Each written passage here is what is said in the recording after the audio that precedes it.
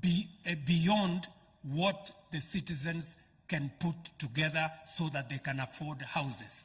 This is a program, it is a program that we cannot afford to fail to do. Tunaelewana jameni? Nafasi ya kuzalisha ajira, si mmesikia hapa?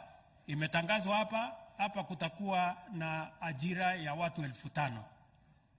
Hapa Nairobi kama tutakuwa tunajenga nyumba 50,000 kila mwaka, hii Nairobi tutakuwa na nafasi ya karibu ajira 250,000, 300,000 ya vijana wa Nairobi. Kama ni nyumba 200,000 kwa Kenya, tutakuwa na nafasi ya ajira ya Wakenya karibu 1,000,000 kila mwaka katika taifa letu la Kenya. We must be deliberate, we must be intentional about creating jobs for the millions of young people who are leaving our schools, our colleges, our universities, and make sure that we have opportunities for them to work and for them to get employment. It is an existential imperative for us as a nation. We must have a plan. Tunaelewana jameni? So mimi nawauliza, hapa mmesikia kutakuwa na watu wa jua kali watatutengenezea madirisha, watatutengenezea milango. Hapa kutakuwa na watu wenye watatuuzia mchanga, watatuuzia mawe. Kuna hapa watatuuzia chakula, wale wa mama wa plot 10 hapo watatuuzia chakula.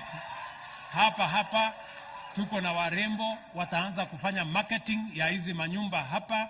Hapa kutakuwa na mafundi, kutakuwa na masons, kutakuwa na carpenters, kutakuwa na electricians, kutakuwa na wale wengine wote mafundi wa aina mbalimbali. Hiyo harakati yote ni kupatia nafasi kila Mkenya aweze kuchangia katika kupeleka taifa letu la Kenya mbele, na kila Mkenya apate riziki ili tuweze kwenda mbele kama taifa. Tumekubaliana jameni?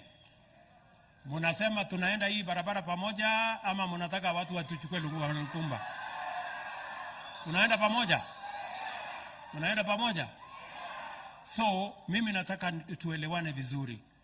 We have the housing fund unlocks great potential for us.